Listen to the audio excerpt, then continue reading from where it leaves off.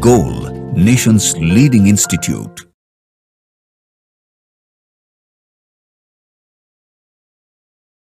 Hello students, I am Manjul Mangs from Goal Institute. Today I am going to discuss AITS Major Test 2 held on 26th March 2023. I am going to discuss physical chemistry portion of chemistry.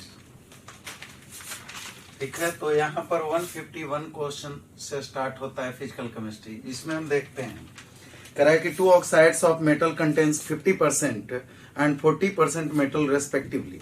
ठीक है, metal oxide है, उसमें कह रहा है कि 50% और 40% metal है, दोनों में अलग अलग से। फिर कह रहा है कि the formula of one oxide is MO2।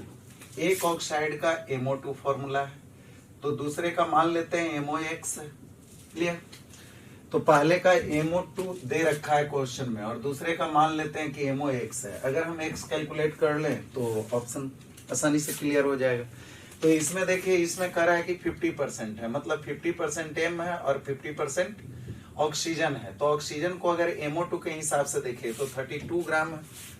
तो ये भी मेटल भी कितना हो जाएगा, 32 ग्राम। अब ये 32 ग्राम इसका मोलर मास एटॉमिक मास हो जाएगा। ए एटॉमिक मास ऑफ ए आप कितना कर सकते हैं, 32 ग्राम पर मोल। ठीक है, अब इसका मतलब इसमें कम से कम 32 ग्राम तो रहेगा ही रहेगा। अगर MOX है, इसका मतलब है कि 32 ग्राम रहेगा, तो ए कितना रहेगा, तो ये कितना रहेगा 16 इंटू एक्स ग्राम। ठीक है, ये कितना रहेगा 16 इंटू एक्स ग्राम, चूंकि एक एटम का मास 16 ग्राम है, एक एटम ऑक्सीजन का मास। अब ये कह रहा है क्वेश्चन, अकॉर्डिंग टू क्वेश्चन देखिए तो ये 40% है और ये 60%। तो अगर देखा जाए कि अगर हम 40% और 60% की बात करें तो आप देखिए कि अगर 40 ग्राम है, 40 gram metal contains present with 60 gram oxygen. चूंकि 40-60 है तो अगर 100 में देखें 40 ग्राम अगर M है तो 60 ग्राम क्या है, ऑक्सीजन है। तो 40 gram metal present with 60 gram oxygen in metal oxide MOX। तो इस आधार से अगर आप देखें कि 1 ग्राम में कितना होगा 60/40, इसलिए 32 ग्राम, चूंकि 32 ग्राम ही हमारे पास अवेलेबल है, तो 32 ग्राम में कितना हो जाएगा 60/40 मल्टीप्लाइड बाई 32। तो A1 कट गया, A00 कैंसिल, और यहाँ 8 चौके 32, 8 छक्का 48। ये 48 ग्राम किसके बराबर है, इसके बराबर है, equal to 16 multiplied by x, 16 into x. इसलिए x इक्वल टू कितना हो गया 3, चूंकि 48/16 कितना हो गया 3। इसलिए मेटल ऑक्साइड का जो फॉर्मूला होगा वो कितना हो जाएगा, MOX is equivalent to MO3, अर्थात option number second is correct. Clear? तो ये क्वेश्चन अच्छा क्वेश्चन था। अब नेक्स्ट क्वेश्चन में आते हैं 152 number.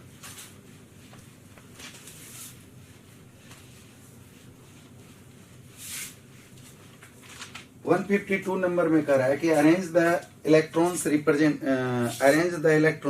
Represented by the following set of quantum numbers. Quantum number का सेट दे रखा है, डिक्रीजिंग ऑर्डर ऑफ एनर्जी। तो सबसे ज्यादा एनर्जी जिसमें होगा वो सबसे पहले लिखेंगे। तो इसमें N, L, M, S का वैल्यू दिया है, तो मेनली N और L के वैल्यू से ही क्लियर हो जाएगा। N प्लस L का वैल्यू जितना ज्यादा उसका एनर्जी सबसे ज्यादा। तो इसमें N plus L, third option देखिए तो थर्ड में लिखा है N प्लस L, अगर वैल्यू इसका देखिए तो N प्लस L 3+2 है, तो इसका मतलब इसका वैल्यू 5 है, ये 5 सबसे ज्यादा होगा।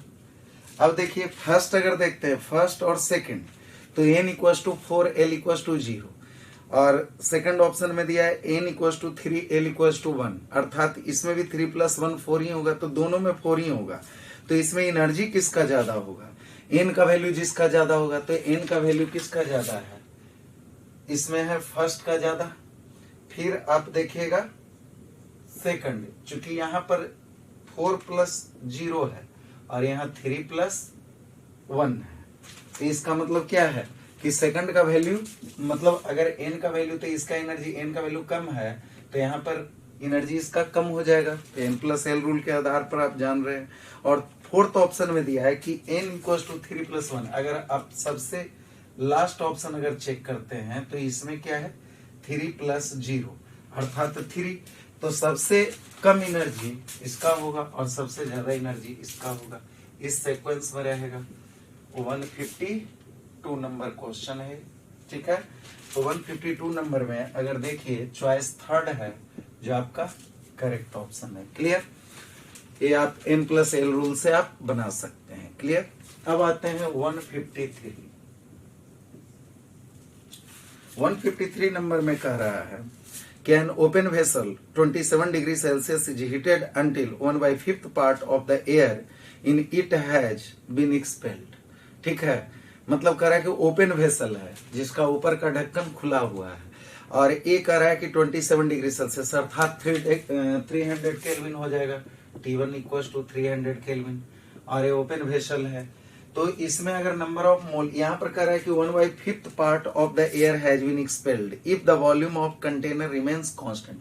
तो वॉल्यूम तो कंटेनर का ऐसे भी देखिए कि कंटेनर ओपन है या क्लोज है, तो कंटेनर का वॉल्यूम तो कांस्टेंट है, ओपन है तो एक्सपेल्ड हो रहा है। एक्सपेल्ड हो रहा है मतलब कि नंबर ऑफ मोल घट रहा है, तो 1/5 घट जा रहा है। तो यहाँ n1 अगर मान लेते हैं कि n है और दूसरा टेम्परेचर हमको निकालने कह रहा है जिसमें कह रहा है कि n2 बराबर क्या हो रहा है, इनिशियल से n/5 घट जा रहा है अर्थात 4n/5 रह जा रहा है।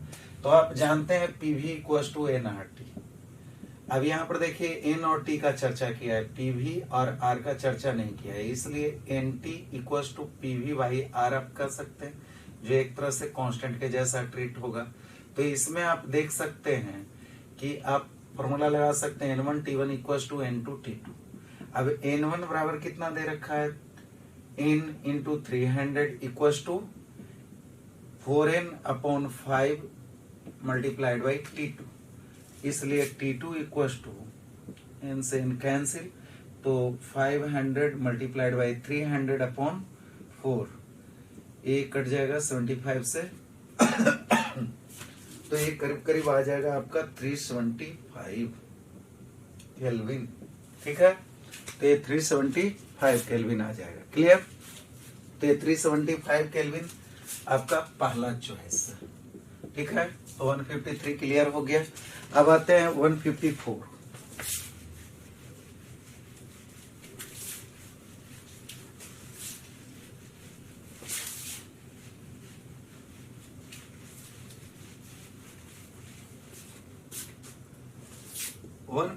नंबर क्वेश्चन में कहना चाह रहा है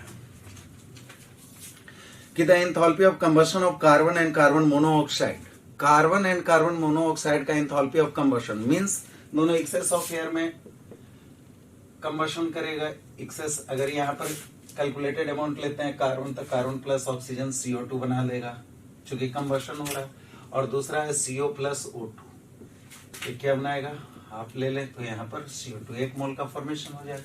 अब यहाँ 1 मोल जलेगा तो यहाँ हाफ मोल चाहिए। अब यहाँ पर डेल्टा H1 = दे रखा है -393.5 किलोजूल पर मोल, और दूसरे के लिए दे रखा है डेल्टा H2 = -283 किलोजूल पर मोल। अब हमें कर रहा है क्वेश्चन में respectively the enthalpy of formation of carbon monoxide पर मोल। एंथैल्पी ऑफ फॉर्मेशन मींस हमें क्या बनाना है, CO बनाना है। Delta HF = what. ठीक है, अब ये बनेगा तो स्टैंडर्ड फॉर्म से ½ तो ये बन सकता है। अगर हमें ये निकालना है इन दो इक्वेशन के माध्यम से, इससे और इससे, तो आप देखिए कि अगर इसको रिवर्स कर दीजिए, सेकंड को फर्स्ट माइनस सेकंड कर दीजिए, फर्स्ट माइनस सेकंड, ये फर्स्ट है और ये सेकंड रिएक्शन है, तो रिवर्स कीजिएगा तो क्या हो जाएगा, ए उलट जाएगा, यहाँ पर CO2 कैंसिल हो जाएगा और CO इस साइड में आ जाएगा, O2 माइनस हाफ O2, तो अल्टीमेटली हाफ O2 बचेगा। तो ये अल्टीमेटली आपका यही रिएक्शन आ जाएगा।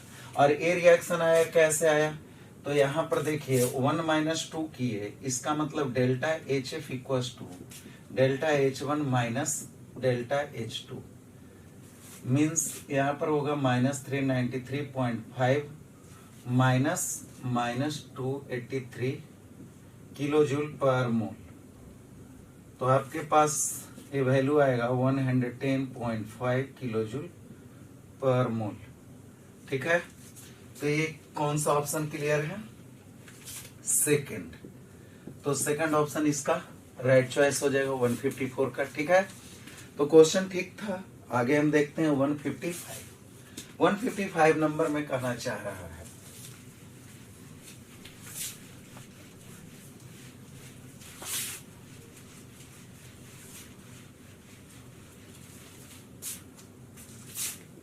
तो 155 नंबर क्वेश्चन कहना चाह रहा है कि 8 mole of AB3 contains equilibrium in the closed container of volume 1 decimeter cube as 2AB3। जो रिएक्शन दिया है वो इस तरह से दिया है 2AB3 equilibrium with A2 gas plus 3B2 gas.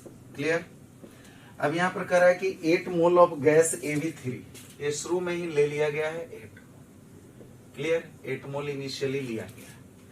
अब कह रहा है कि at equilibrium if the equilibrium 2 और वॉल्यूम ले रखा है 1 डेसीमीटर क्यूब, वॉल्यूम बराबर है 1 डेसीमीटर क्यूब, अर्थात 1 लीटर आप कह सकते हैं।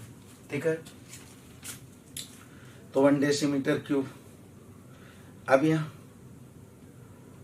अब यहाँ पर कह रहा है कि if the equilibrium 2 mole A2 is present, at equilibrium पर देखा जाए तो इक्विलिब्रियम A2 का कंसंट्रेशन इक्विलिब्रियम पर दे रखा है 2 मोल पर लीटर। अगर वॉल्यूम तो 1 लीटर ही है तो 2 मोल पर लीटर आप लिख सकते हैं।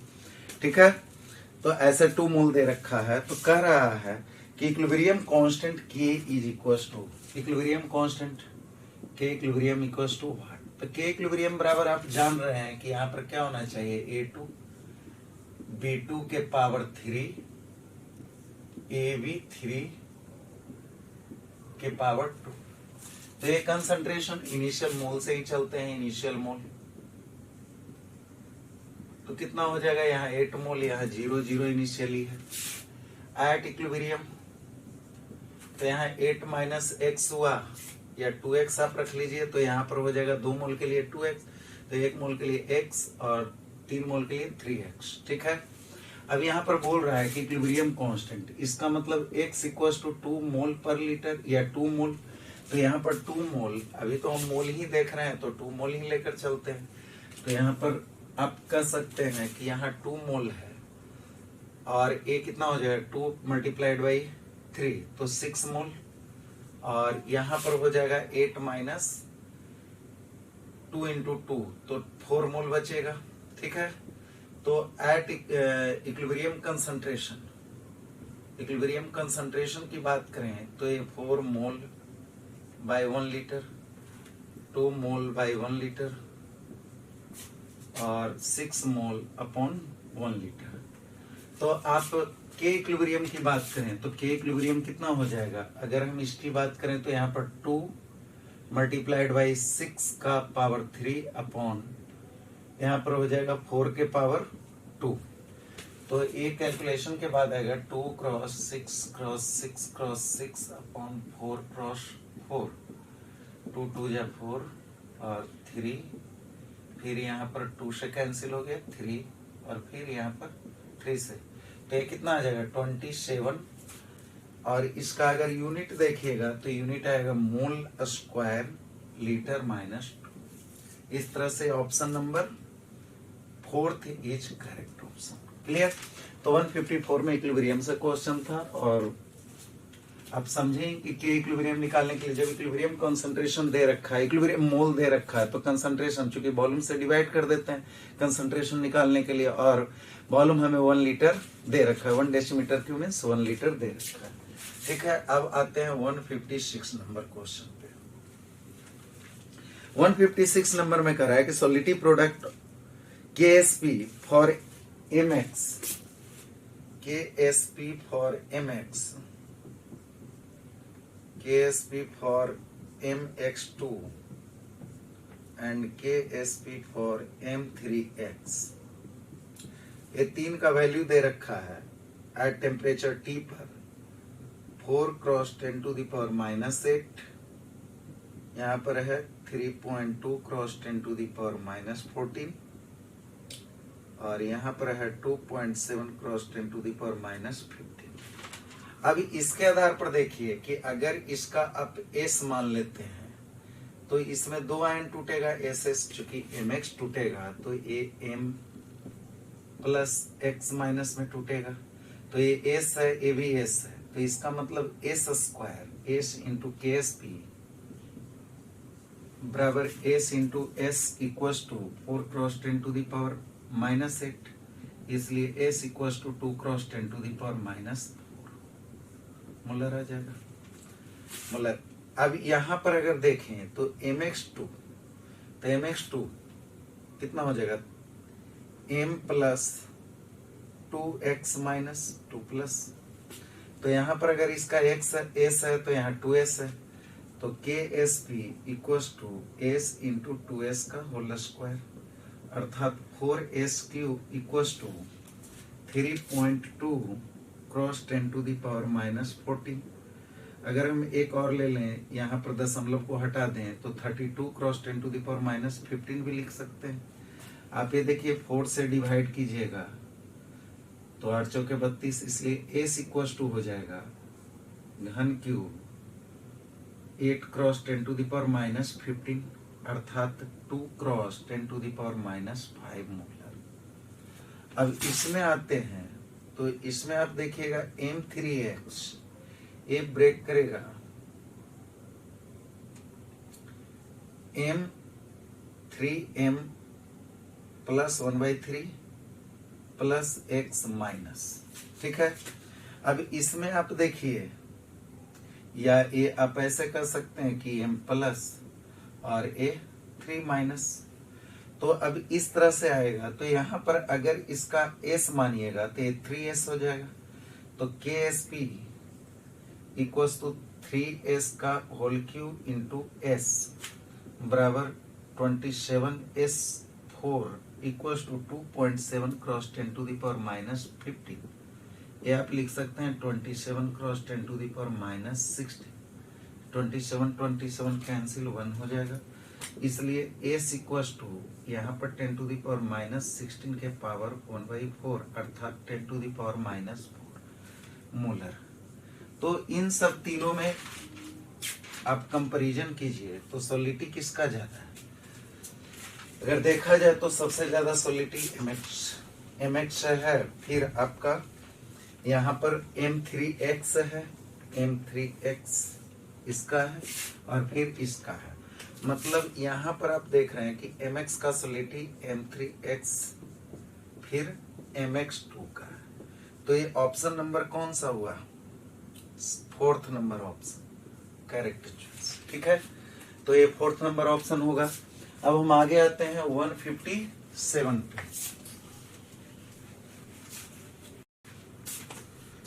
157 नंबर क्वेश्चन,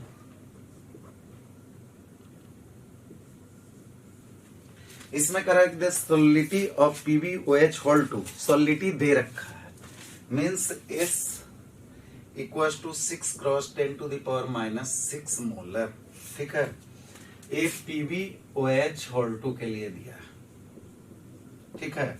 तो सॉलिडिटी प्रोडक्ट निकालने का है, KSP निकालने का है, तो आप जानते हैं कि ये ब्रेक करेगा, तो ये Pb2 प्लस 2H माइनस में ब्रेक करेगा। अब जब Pb2 प्लस 2H में होता है, अगर इसका सॉलिडिटी S है तो यहाँ पर 2S हो जाएगा, तो KSP इक्वल्स टू क्या हो जाएगा, S मल्टीप्लाइड बाई 2S का होल स्क्वायर, अर्थात 4S क्यूब, अर्थात 4S 6 cross 10 to the power -6 के होल क्यूब, अर्थात हो जाएगा 4 216 6 6 36 6 216 cross 10 to the power minus 18। अब ए 16 चौके 64, 4 दूनी 8, उन्हें 10 के पावर माइनस 18 इतना आना चाहिए। 864 cross 10 to the power minus 18 molar. तो ये ऑप्शन कौन सा है? फोर्थ नंबर, तो 157 का 4। क्लियर? तो ये आसान क्वेश्चन था, इसमें ज्यादा नहीं दिमाग लगाने थे। सॉलिडिटी प्रोडक्ट के लिए आप जानते हैं कि आयन में पहले ब्रेक कीजिए और उसके बाद उसके सॉलिडिटी को कॉरस्पॉन्डिंगली कंसंट्रेशन के आधार पर आप निकाल सकते हैं। ठीक है, अब आता है 158 नंबर क्वेश्चन। 158 नंबर क्वेश्चन में करा है कि if Z is the number of atoms in unit cell that represents the closest packing ABC ABC ABC। अगर ABC ABC टाइप है तो क्यूबिक क्लोज पैक्ड है, CCP स्ट्रक्चर है, FCC lattice FCC unit cell रहेगा। अब यहाँ पर कह रहा है the number of tetrahedral void in unit cell is equals to. तो यहाँ तो पहले ही लिख रखा है कि Z is the number of atoms per unit cell. अगर number of atoms per unit cell है, एटम्स पर यूनिट सेल बराबर Z है, तो नंबर ऑफ टेट्राहेड्रल वॉइड बराबर कितना होना चाहिए? 2Z। ऑक्टाहेड्रल वॉइड अगर पूछ देता तो ये कितना होता? Z। तो आपका तो इससे मतलब है, तो यहाँ पर आंसर क्या होना चाहिए? 2Z। तो 2Z second option is correct option. Clear? अब है 159। 159 नंबर क्वेश्चन में हम देखते हैं, correct the system that forms maximum boiling point azeotrope. Maximum boiling point azeotrope means negative deviation. तो निगेटिव डेविएशन जब आप इंटरेक्शन देखिए कि दो सब्सटेंस का आप सॉल्यूशन बना रहे हैं, तो दो सब्सटेंस का जब आप सॉल्यूशन बना रहे हैं तो उसमें देखिए कि शुरू का इंटरेक्शन और बाद का इंटरेक्शन, अगर बाद का इंटरेक्शन ज्यादा है तो इवोपरेट कम करेगा। इवोपरेट कम करेगा तो क्या होगा? प्रेशर कम लगेगा, वेपर कम बनेगा, प्रेशर कम लगेगा, निगेटिव डेविएशन में आ जाएगा। और निगेटिव डेविएशन तो बाद का इंटरेक्शन स्ट्रॉन्ग होना चाहिए। तो इसमें आप ऑप्शन देखिए कि कार्बन डाइसल्फाइड और एसीटोन, नहीं, कार्बन डाइसल्फाइड और एसीटोन के बीच में कोई ऐसा बाद में बॉन्डिंग नहीं बनने जा रहा है। अब यहाँ पर बेंजीन एंड टॉलिन, ये तो प्योर सॉल्यूशन के जैसा वर्क करेगा। एसीटोन एंड क्लोरोफॉर्म, हाँ ये हो सकता है। एसीटोन का आप स्ट्रक्चर जानते हैं, CH3C double bond O CH3। और क्लोरोफॉर्म का स्ट्रक्चर देखिए तो HCl इस तरह से यहाँ पर ये हाइड्रोजन बॉन्डिंग एग्जिस्ट कर सकता है। अगर हाइड्रोजन बॉन्डिंग एग्जिस्ट करेगा तो यहाँ पर क्या हो जाएगा कि एक इवोपरेट बाद में कम करेगा, और जब बाद में कम करेगा, चूंकि ये सॉल्यूशन में आने के बाद इंटरेक्शन हो रहा है, अब सॉल्यूशन में दोनों सब्सटेंस को डालने के बाद इंटरेक्शन हो रहा है, तो इंटरेक्शन जब स्ट्रांग हो जाएगा पहले के रेस्पेक्ट में, इनिशियल कंडीशन के रेस्पेक्ट में, इनिशियल सॉल्यूशन सेपरेट सॉल्यूशन के रेस्पेक्ट में, तो क्या होगा? इवोपरेशन कम होगा। इवोपरेशन कम तो प्रेशर, वेपर का मात्रा कम रहेगा, प्रेशर कम एग्जर्ट करेगा, निगेटिव डेविएशन में आ जाएगा। और जब निगेटिव डेविएशन में आ जाएगा तो ये maximum boiling point azeotrope show करेगा। तो इसमें ऑप्शन नंबर 3 इज करेक्ट। ठीक है, अब आते हैं क्वेश्चन नंबर 160।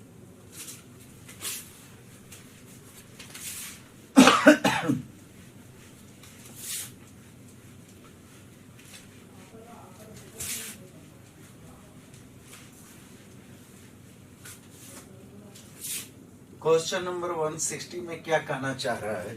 देखिए, following to half cell forms the complete cell which has delta G value. Delta G हमें निकालने का है, डेल्टा जी नॉट बराबर, ठीक है, किलो जूल में। तो ये किलो जूल में है, ठीक है।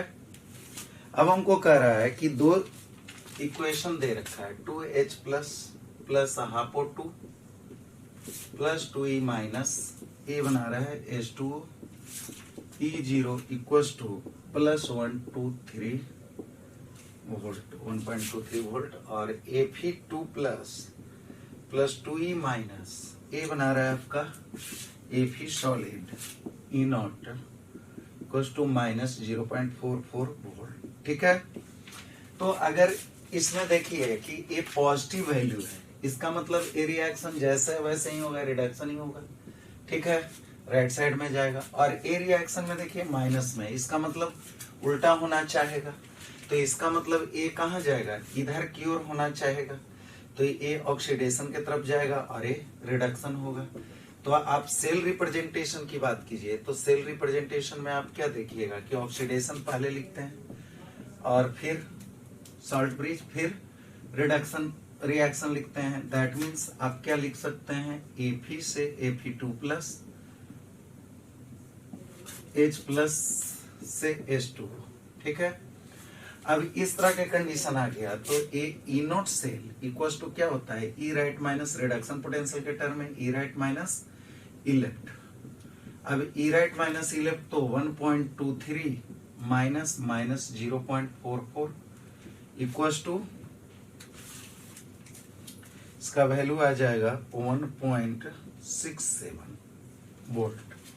तो अब इसलिए डेल्टा जी आप आसानी से निकाल सकते हैं, minus N F E not cell equal to minus N, तो एन इसमें कितना इन्वॉल्व है, 2 इलेक्ट्रॉन, तो -2 into F 96500 into E not cell 1.67, तो ये लगभग आ जाएगा, आप कैलकुलेशन करके देखिएगा तो इसका आंसर आएगा 3220000, इसी के रेंज में आएगा। तो एक आप कह सकते हैं 322 किलो जूल के लगभग आएगा, ठीक है। तो अप्रोक्सीमेटली आप लिख सकते हैं कि 3, यहाँ पर थर्ड चॉइस इज करेक्ट, मतलब अप्रोक्सीमेट। आप कैलकुलेशन आप करके देखिए, ऐसे भी यहाँ पर कैलकुलेशन से क्लियर है कि 1.7 मान लेते हैं तो 3.4 हुआ, और 3.4 को आप इससे गुना करके देखिए, 9×27 करीब करीब 3 के ही करीब में जा रहा है, तो 322 ही आएगा, ठीक है। तो ऑप्शन नंबर 3 इज करेक्ट, 160 का किलो जूल में, किलो जूल पर मोल। अब यहाँ पर है 161, ठीक है, 161।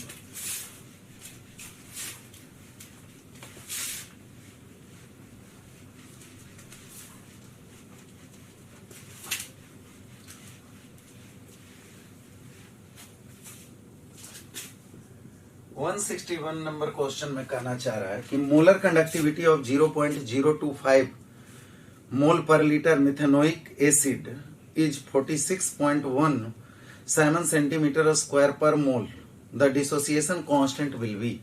तो डिसोसिएशन कांस्टेंट क्या होगा, तो पहले तो ये मोलर कंडक्टिविटी डेल्टा एम दे रखा है 46.17 सेंटीमीटर स्क्वायर पर, ठीक है। कंसंट्रेशन दे रखा है 0.025 मोल पर लीटर, क्लियर। अब कर रहा है मिथेनोइक एसिड, क्या है, HCOOH। अब हमें इसका निकालना है डिसोसिएशन कांस्टेंट, तो डिसोसिएशन कांस्टेंट HCOOH अगर ये ब्रेक करेगा तो HCOO minus plus H plus, तो इस तरह से अगर इसका डिसोसिएशन KD अगर बात करते हैं तो यहाँ पर लिखिएगा HCOO माइनस का कंसंट्रेशन, H प्लस का कंसंट्रेशन और HCOOH का कंसंट्रेशन, ठीक है। अब इसमें हमको देखना है कि डेल्टा एम डिसोसिएशन कितना होगा, ये जो अल्फा, अगर इसको हम फिर से रिपीट करें HCOOH इस रिएक्शन को, जिसमें हम डिग्री ऑफ डिसोसिएशन से कोरिलेट करना चाह रहे हैं, तो यहाँ पर आएगा H प्लस है, तो ये अगर इनिशियल मोल 1 है तो ये 0 0, अब 1 माइनस अल्फा होगा तो अल्फा अल्फा, तो यहाँ पर अगर ए सी मोल था तो चूंकि सी तो आपको दे रखा है, तो सी मोल तो सी 1 माइनस अल्फा, तो सी अल्फा। अब इसमें आप देखिए कि इसका अगर वैल्यू देखिए तो यहाँ पर सी अल्फा गुने C alpha by C 1 minus alpha, तो यहाँ पर ए C cancel, C alpha square upon 1 minus alpha. अब प्रश्न उठता है कि अल्फा हम कैसे निकालेंगे, तो अल्फा के लिए नीचे एक क्लू दे रखा है कि लेमडा H प्लस और लेमडा HCOO माइनस दे रखा है। तो आप देखिए इस क्वेश्चन में lambda H plus equals to 349.67 centimetre square पर मोल है, और दूसरा है lambda HCOO minus equals to 54.6 siemens centimetre square पर मोल। तो अगर हमको निकालने का है इससे लेमडा HCOOH, तो आप आसानी से निकाल सकते हैं मोलर। इतना का निकालने का है तो ये दोनों का एडिशन हो जाएगा, क्योंकि यही दो आयन टूट रहा है, 30 प्लस 30, तो ये दोनों ऐड अप कर दीजिए। ये कितना आ जाएगा, 6 6 12 के 2 के 1 9 4 13 1 14, 4 और 0 4, ये इतना आएगा साइमन सेंटीमीटर स्क्वायर पर मोल। तो इसलिए अल्फा बराबर आप जानते हैं लेमडा एम, ये लेमडा एम 0 है, क्योंकि लिमिटिंग मोलर कंडक्टिविटी है, तो ये lambda M 0।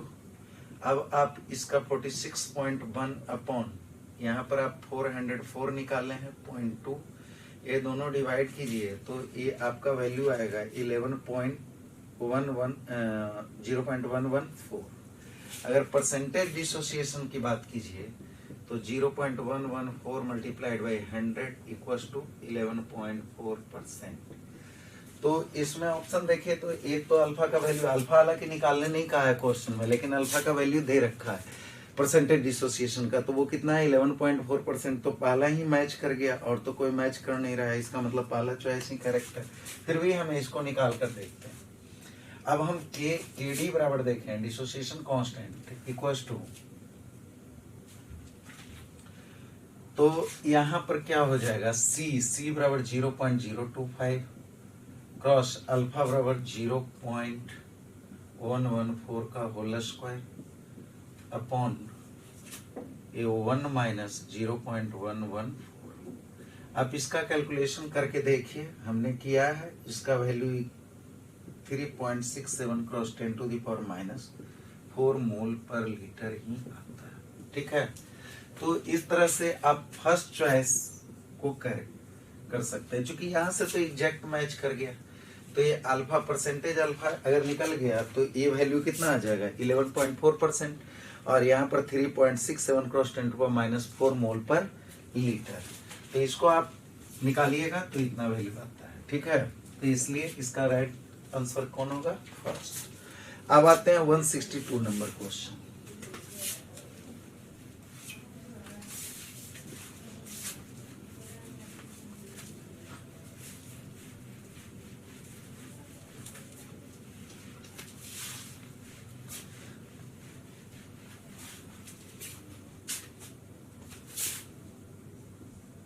One 162 number question में कहना चाह रहा है कि the rate constant activation energy and Arrhenius parameter of the chemical reaction at 25 degree Celsius, सबका वैल्यू दे रखा है। रेट कांस्टेंट के का वैल्यू दे रखा है, रेट कांस्टेंट का वैल्यू 3 क्रॉस 10⁻⁻4 सेकंड।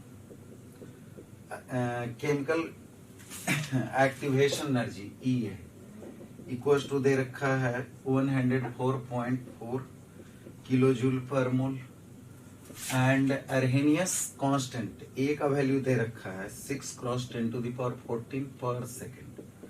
अब हमको कह रहा है कि एट टेम्परेचर टी पर 25 डिग्री सेल्सियस पर कितना है 25 डिग्री सेल्सियस।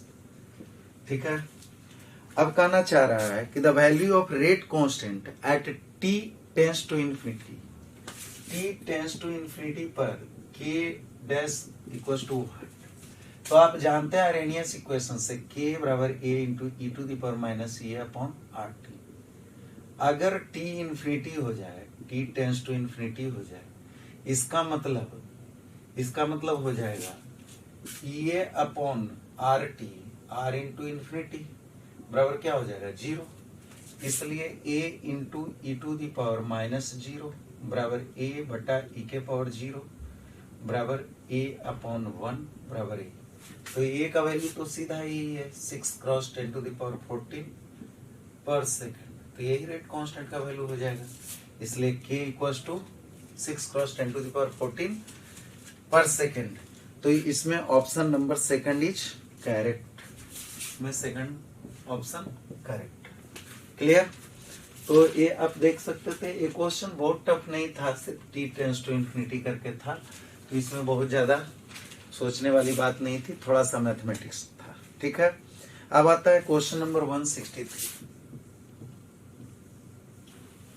163 में कह रहा है the presence of electric charge on colloidal particle is indicated by the properties called.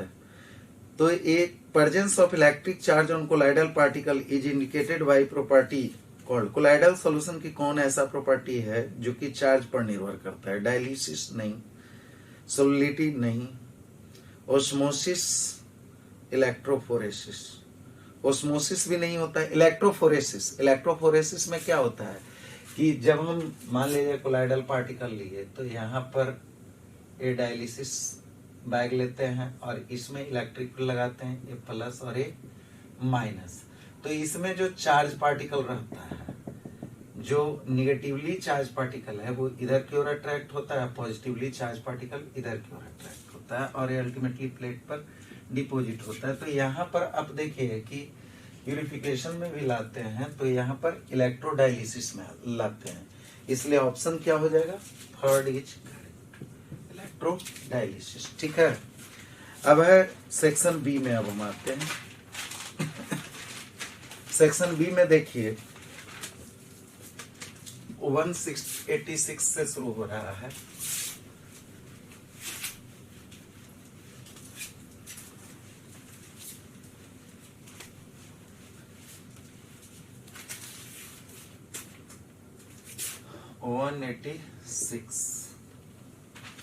Question number 186 करा है कि which of the following molarity values of ion in an aqueous solution of 5.85% weight by volume NaCl, 5.55% weight by volume CaCl2 and 6% weight by volume NaOH।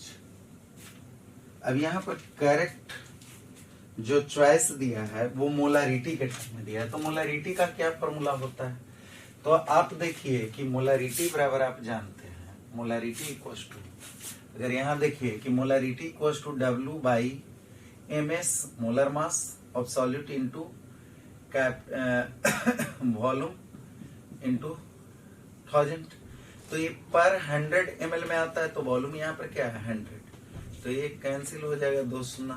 तो यहाँ पर आ जाएगा W by volume, weight by volume percent में, तो percentage weight by volume आप लिख सकते हैं मल्टीप्लाइड बाई 10 बाई MS क्रॉसपॉन्डिंगली। तो इसके लिए अगर देखिए तो 5.85 मल्टीप्लाइड बाई 10 अपॉन 58.5 अर्थात आ जाएगा 1 मोलर।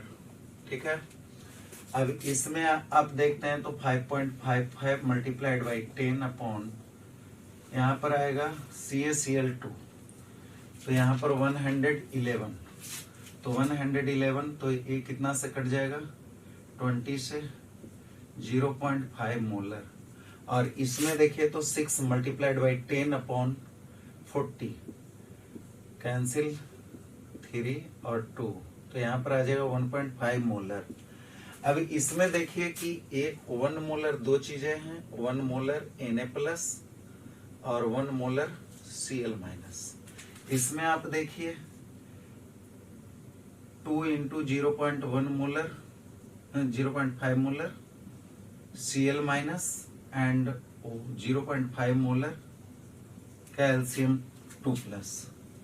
अब इसमें आप आइए तो यहाँ पर है 1.5 मोलर सोडियम प्लस और 1.5 मोलर OH माइनस। तो यहाँ पर देखिए कि 1 मोलर, ये 1 मोलर हुआ और ये 1 मोलर, ये दोनों मिलकर कितना बनाएगा? 2 मोलर Cl माइनस है प्रेजेंट, 1 मोलर इतना प्रेजेंट है Na प्लस, और यहाँ पर Ca माइनस 0.5 मोलर, 1.5 और 1 ये दोनों मिलाकर 2.5 मोलर Na प्लस आपके पास प्रेजेंट है और ये OH माइनस। तो अब चॉइस में देखिए, चॉइस में कह रहा है कि Cl minus 2 molar, yes correct है। अब कह रहा है कि OH माइनस 1.5 मोलर, ये भी सही है। थर्ड में कह रहा है Ca2 प्लस 0.5 मोलर, तो ये भी सही है। इसका मतलब all of these are correct, तो इसका राइट आंसर क्या होगा? Fourth. All of these are correct. Clear? अब हम आते हैं क्वेश्चन नंबर 187। 187 नंबर क्वेश्चन में कहना चाह रहा है कि the solidity of NaCl in water at 25 degree Celsius is about 6 mole per liter. Suppose you add 1 mole NaCl to a liter of water.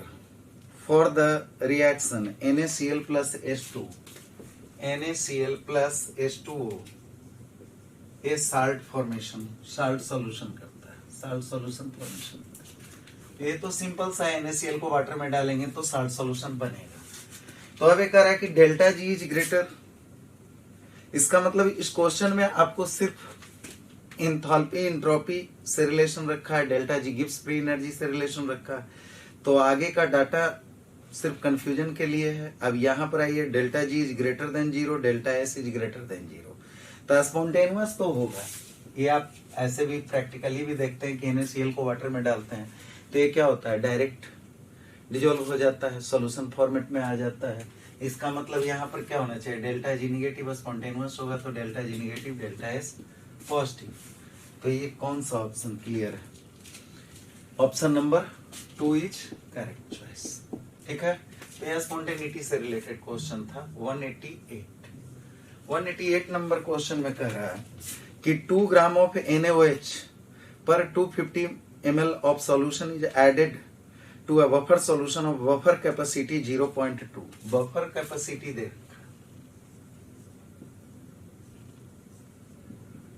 equals to 2, 0.2 sorry 0.2। अब कह रहा है कि सॉल्यूशन में ऐड किया गया 2 ग्राम ऑफ NaOH पर 250 ml solution.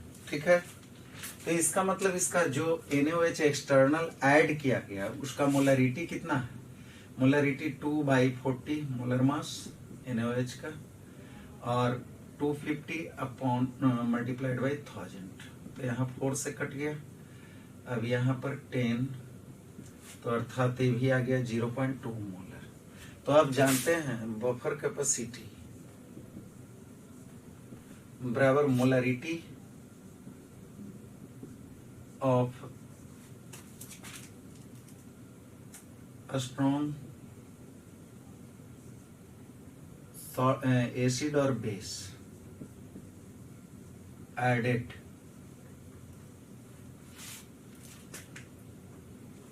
Externally आप देखते हैं कि मतलब बाद में जो हम ऐड करते हैं अपॉन चेंज इन पीएच होता है। तो चेंज इन पीएच, तो आपको चेंज इन पीएच निकालने कह रहा है, तो चेंज इन पीएच निकालने के लिए क्या हो जाएगा, तो ये तो आपके पास 0.2 है जी, इक्वल्स टू यहाँ पर 0.2 ये भी आ गया चेंज इन पीएच, इसलिए pH change equals to 0.2 upon 0.2 equals to 1, तो यहाँ पर 1 हो जाएगा। तो इसमें ऑप्शन 188 में कौन सा ऑप्शन? सेकंड ऑप्शन होगा, इसमें सेकंड ऑप्शन करेक्ट। ठीक है, अब हम आते हैं क्वेश्चन नंबर 189 पे। ठीक है, तो ये बफर कैपेसिटी से था। बफर कैपेसिटी का फॉर्मूला जान लीजिए, मोलरिटी ऑफ स्ट्रॉन्ग एसिड और बेस, जो भी हम ऐड करते हैं, एसिड भी ऐड कर सकते हैं और चूंकि बफर का मतलब क्या होता है, पीएच चेंज नहीं होना। अब स्मॉल अमाउंट ऑफ एसिड डालें या स्मॉल अमाउंट ऑफ बेस डालें या स्मॉल अमाउंट ऑफ वाटर डालें, इन तीनों कंडीशन में पीएच बफर सॉल्यूशन का चेंज नहीं होता है। तो जब नहीं होता है तो उस कंडीशन के लिए अब बफर कैपेसिटी क्या होता है, तो buffer capacity molarity of strong acid और बेस जितना हम एक्सटर्नल ऐड किए अपॉन चेंज इन पीएच। ठीक है, तो ये क्वेश्चन ठीक था। अब आते हैं 189 पे।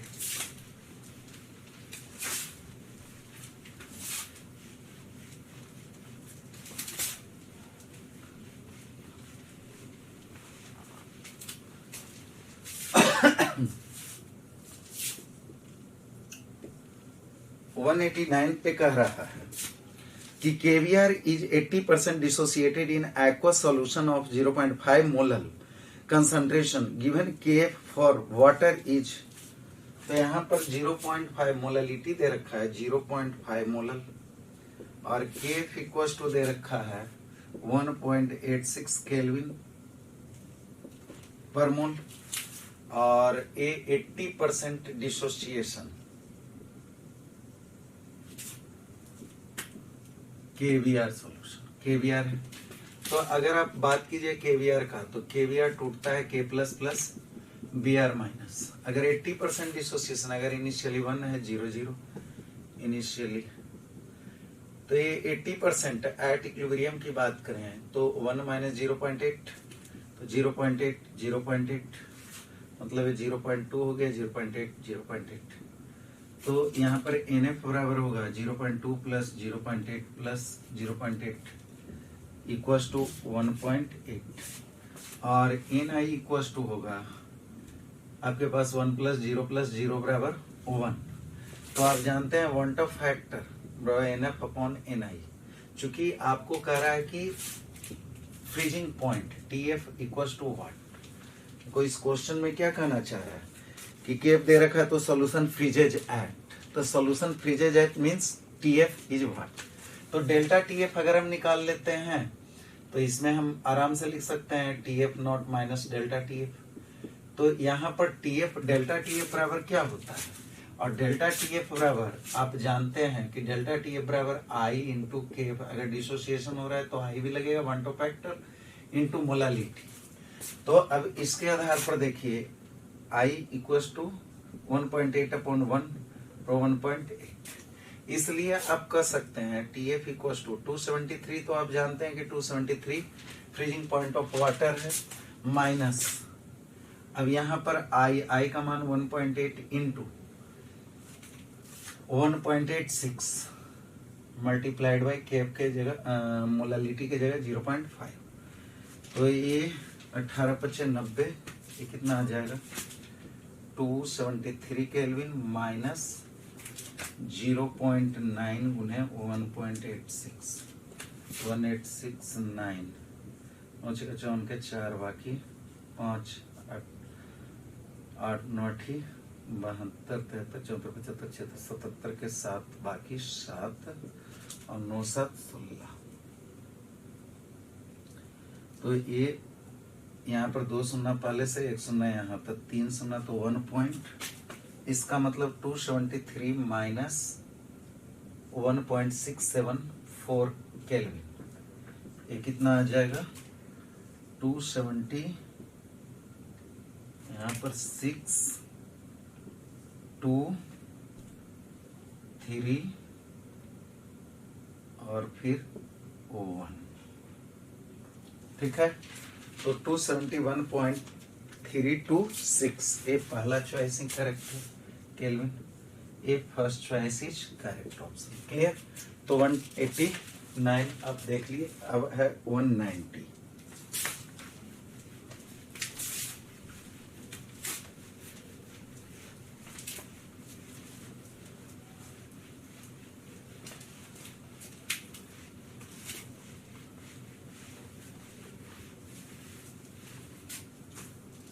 क्वेश्चन नंबर 190 में कहना चाह रहा है कि देखिए कह रहा है कि A goes to B, A B में कन्वर्ट हो रहा है, K1 इसका रिएक्शन रेट कांस्टेंट है और A गोज टू B दूसरे कंडीशन में K2 है, जबकि इसके लिए EA1 है और इसके लिए एक्टिवेशन एनर्जी EA2 है, ठीक है।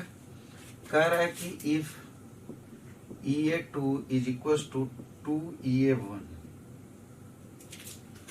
तो अब कह रहा है कि then K1 and K2 is related, then K1 and K2 are related as, हमें चॉइस देखना है। तो ये देखिए आर्हेनियस इक्वेशन से आप भली भांति जानते हैं कि K1 के अगर K1 लिखें तो यहाँ पर A into E to the power minus EA upon EA1 by RT, और अगर K2 लिखना चाहें तो ये इसी तरह से लिख सकते हैं -EA2/RT।